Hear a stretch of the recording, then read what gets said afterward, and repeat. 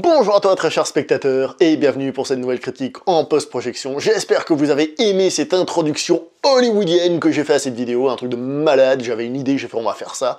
Autrement dit, j'avais aucune idée. Il va être question donc dans cette vidéo du film le retour du héros, qui n'est, comme j'ai dit, pas non plus un film hollywoodien.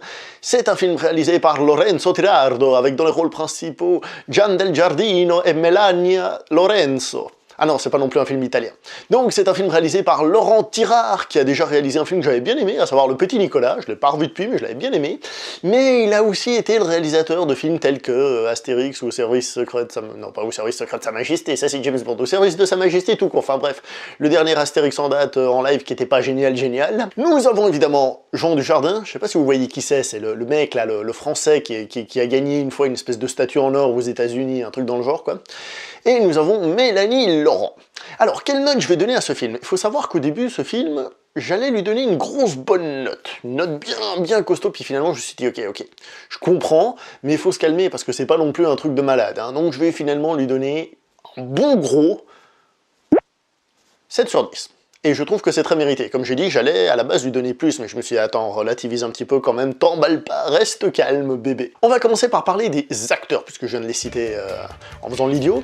Alors, Jean Dujardin, je trouve qu'il est excellent. Il est vraiment magnifique. Il faut savoir que c'est un acteur que j'aime bien en règle générale, mais je suis pas totalement convaincu toujours de quand il fait l'acteur sérieux. Quand il est dans des rôles plus dramatiques, des fois j'ai un peu de peine à rentrer dans le personnage. Des fois je trouve que ça sonne un petit peu faux.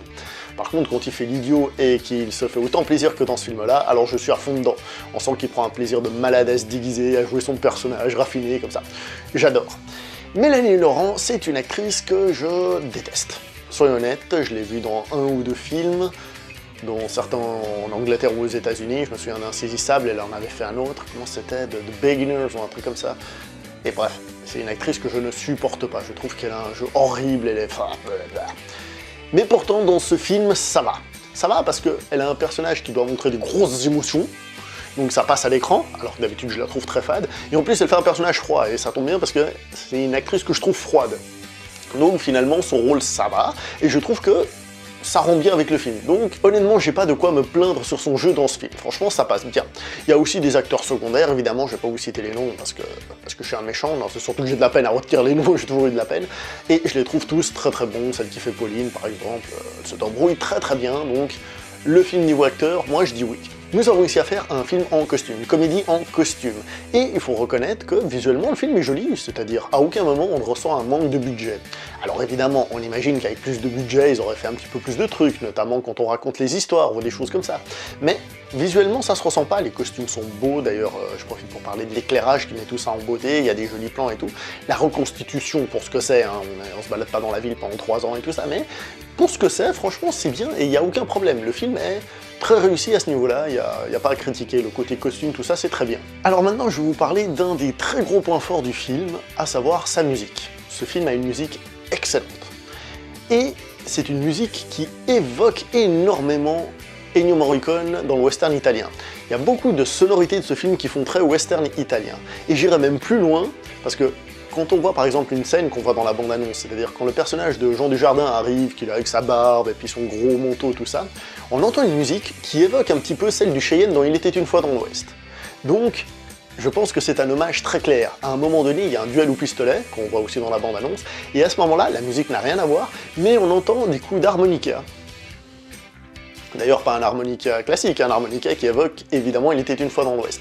Et il y a plein de choses comme ça dans le film, mais précisons que, en plus du côté musique qui fait western italien, et donc qui peut être super épique, hein, parce que la musique de ce film est vraiment super épique quand elle veut, c'est magnifique, elle se détache évidemment du modèle, alors peut-être qu'elle imite d'autres musiques que je connais pas, mais elle se détache de ce modèle, et les autres musiques que nous avons sont aussi vachement bien. J'ai trouvé franchement la musique de ce film, c'était très fort. Et comme je l'ai déjà dit dans une vidéo, et sans être biologiste ni quoi que ce soit, donc je suis pas du tout un expert là-dedans, il paraît que la musique active une autre partie du cerveau que les images, ce qui fait que un bon film est toujours accompagné d'une bonne musique, et là la musique était très très bonne. Et si je vous ai dit que cette musique faisait très western, très Ennio Morricone, c'est pas pour rien, c'est parce qu'il m'a semblé déceler dans ce film, alors évidemment aidé par la musique, il m'a semblé déceler que ce film s'inspire un petit peu, alors rien que les films n'aient rien à voir, il s'inspire un petit peu du film Mon nom est personne. Pour deux choses que je ne vais pas vous dire parce que ça raconte trop d'histoires, mais le fait que nous parlions d'une légende, et une scène à la fin que je ne vais évidemment pas vous citer. Mais toute proportion gardée, hein. Comme j'ai dit, ce sont des films qui n'ont rien à voir. N'allez pas voir ce film en pensant que vous allez voir une espèce de version française de Mon nom est personne. Hein. Non, non, non, non, rien à voir. Maintenant, vous comprenez la petite blague avec les noms italiens au début, j'espère. Hein. Sinon, le film a de l'humour parce que c'est une comédie. Alors, comment vous expliquer cette partie comédie? Cette partie comédie est très classique, c'est une histoire de quiproquo, de mensonges, d'arnaque, etc. Et, alors, j'ai pas hurlé de rire, la salle non plus, par contre, je dois vous avouer que j'ai trouvé ça super amusant. Honnêtement, l'arnaque est super bien ficelée, il y a plein de scènes où on se dit « Ouh là là, qu'est-ce qu'ils vont faire » et tout. Je me suis amusé comme un gamin, et à ce niveau-là, j'ai trouvé que c'était très réussi.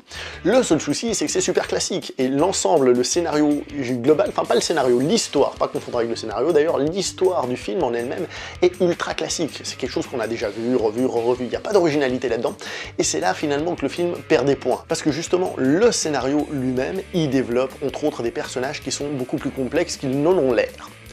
Alors, c'est pas 2001 l'Odyssée de l'espace ou autre réflexion métaphysique, mais très honnêtement, par rapport à ce genre de comédie, le film va assez loin dans la construction des personnages, et à la sortie du film, on a eu des débats avec les personnes avec lesquelles je suis allé le voir. Est-ce que tu penses que ce personnage est réellement comme ça? Mais oui, mais il y a eu cette scène, qu'est-ce que tu penses de ci? Qu'est-ce que tu penses de ça?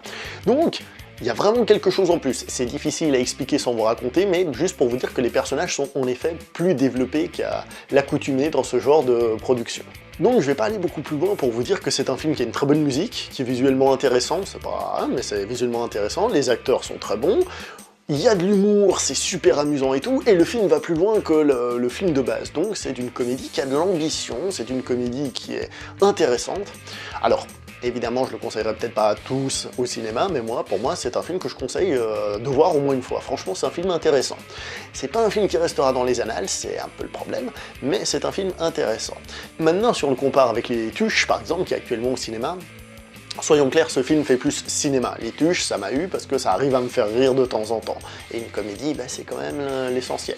Mais ce film, justement, il amène, comme j'ai dit, ce petit peu de réflexion, un petit peu des trucs en plus, donc c'est clairement un film qui est plus film, si vous voulez. Donc je vous le recommande. Voilà, je vais m'arrêter là pour cette petite vidéo. On se voit prochainement pour une prochaine critique. Jusque-là, s'il vous plaît, portez-vous bien tous. À la prochaine. Ciao tout le monde! Ah, au fait, j'oubliais. N'hésitez pas à me dire si vous avez vu le film, ce que vous en avez pensé, etc. Hein, évidemment, hein. Cette fois, je vous dis ciao.